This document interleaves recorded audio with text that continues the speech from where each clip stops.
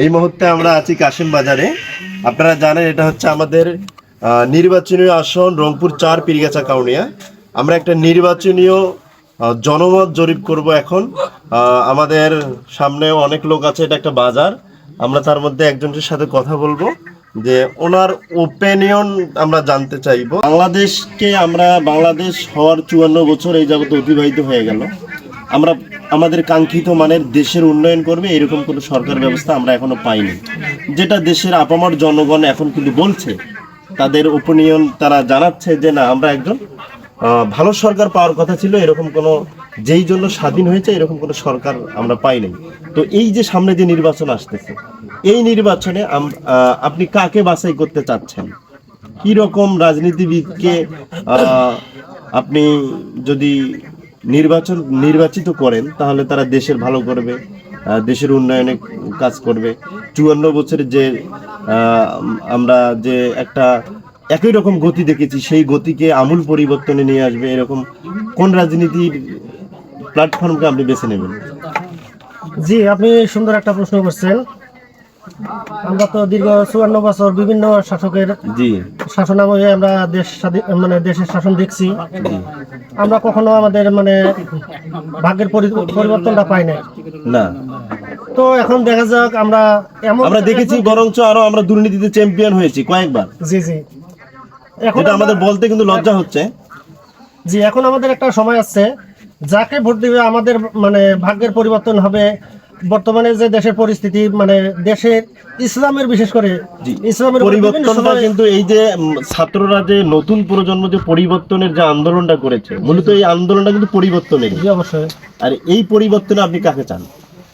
আমরা এমন একজনকে নেতা নির্বাচন করব যে আমাদের ভাগ্যের পাশাপাশি ইসলামের জন্য কাজ করবে। জি, বর্তমানে মূলত এখন আমি যদি ৪৭ সালের দিকে যাই, তখন কিন্তু এই দেশটা বিভক্ত হয়েছিল। মূলত হচ্ছে দেশটা বিভক্ত হয়েছিল মুসলিম সংখ্যাগরিষ্ঠতার দিক থেকে। এটাকে কিন্তু মুসলমান দেশ হিসেবেই কিন্তু বাংলাদেশ করা হয়েছে, অর্থাৎ পাকিস্তান করা হয়েছিল। তার পরবর্তীতে আমরা তো ওই মুসলমানেরাই তো আমরা থেকে গেছি, বাংলাদেশ হয়েছে কিন্তু ওই মুসলমানে আছে। কিন্তু মুসলমানের যে আইন, যে রাষ্ট্র, যে সমাজ কাঠামো, এগুলো কিন্তু আসলে ঠিকঠাক না, এগুলো কোনোটাই প্রতিষ্ঠিত হয় না। জি, আমরা এমন একজনকে ভোট দিব, নেতা নির্বাচন করব যারা বিশেষ করে বাংলাদেশে ইসলামী আইন কানুন প্রতিষ্ঠা করবে।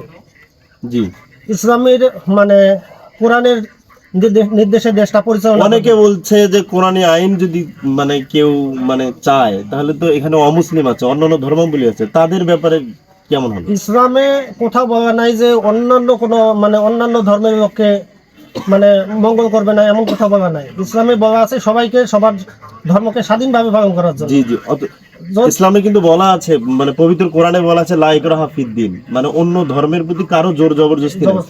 বরং যদি ইসলাম অর্থাৎ কোরআনের সংবিধানে কোনো একটা দেশ চলে, তাহলে আমার মনে হয় অমুসলিমরা অনেক ভালো থাকতে পারে। অবশ্যই, যেটা ইসলামের কমিটমেন্ট আছে। জি জি, আমরা চাই এমন একটা সরকার আসুক। এমন একটা সরকার, এইরকম একটা সরকারের ব্যবস্থা আপনি কাকে নির্বাচন করবেন?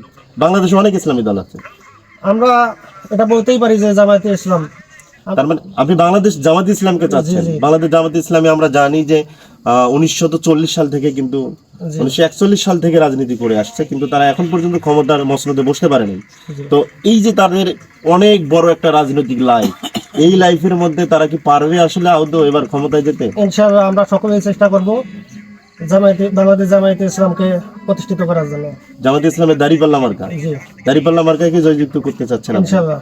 তো আপনি হচ্ছে রংপুরের ৪ আসনের একজন ভোটার। এখানে জামাতে ইসলামের মনোনীত প্রার্থী কে? এটিএম আজম খান। এটিএম আজম খান, জি। আর পীরগাছা কাউনিয়া এটিএম আজম খানকে আপনি চেনেন? জি চিনি। কেমন মানুষ?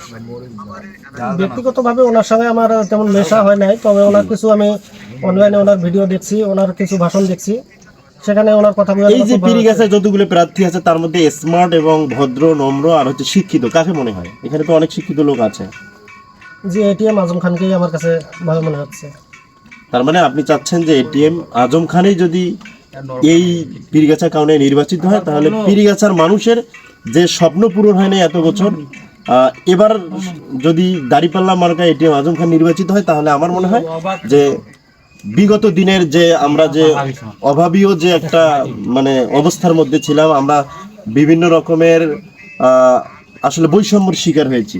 এক কথায় আমাদের পীরগাছায় কিন্তু এমন কোনো জিনিস নাই যেটা নিয়ে গর্ব করা যায়। জি জি আমরা কিন্তু আসলে পীরগাছায় কিছু পাইনি। না অনেক জায়গায় হয়তো হয়েছে, দেশের বিভিন্ন কাজ হয়েছে, একেবারে হয় না এটা বলবো না, তবে পীরগাছা কারণে এমন কোনো জিনিস নেই যেটা খুবই প্রশংসার দাবিদার। জি এমন কোনো কিছু নাই। তো আমরা এবার দাঁড়িপাল্লা মার্কাকে যদি জয়যুক্তি করতে পারি, তাহলে পীরগাছা কারণের কি আমূল পরিবর্তন আসবে আপনার মনে? মানে আপনি মানে কেমন আশ করতেছেন এটা? আমরা আশাবাদী যে আমরা কিছুটা উন্নতি করতে পারবো। অসংখ্য ধন্যবাদ আপনাকে আপনার গুরুত্বপূর্ণ কথাগুলো বলার জন্য। সম্মানিত দেশবাসী, যারা এই ভিডিওটা দেখলেন তারা অবশ্যই শেয়ার করবেন ভিডিওটাকে। আমি সকলের কাছে উদারত আহ্বান করব, সবাই আপনারা দাঁড়িপাল্লা মার্কায় ভোট দিয়ে এটিএম আজম খানকে জয়যুক্ত করবেন।